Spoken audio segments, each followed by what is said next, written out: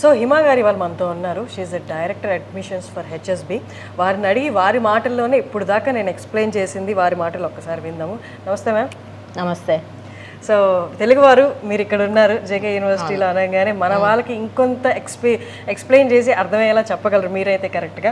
ఒక్కసారి ఇక్కడ అవైలబుల్ ఉన్న కోర్సెస్ ఎవరు జాయిన్ అవ్వగలరు, మన తెలుగు వాళ్ళకి ఎంత ఫ్లెక్సిబుల్గా ఉంటుంది ఇక్కడ? మీకు టెక్నాలజీ కాలేజ్ ఉంది, మేనేజ్మెంట్ కాలేజ్ ఉంది, డిజైన్ కాలేజ్ ఉంది.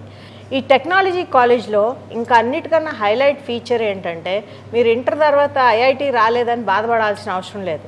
మీరు కనుక ఇక్కడ ఇంజనీరింగ్ చదువుతా అంటే మీకు ఐఐటికి వెళ్ళే స్కోప్ ఉంది. డిజైను ఇవన్నీ చాలా ఫ్యూచర్లో అవార్డు విన్నింగ్. మన హైదరాబాద్ మెట్రోకి కొన్ని డిజైన్లు చేశారు వీళ్ళు, వాటికి అవార్డ్స్ కూడా వచ్చినాయి. అలాంటి కాలేజెస్ ఉన్నాయి.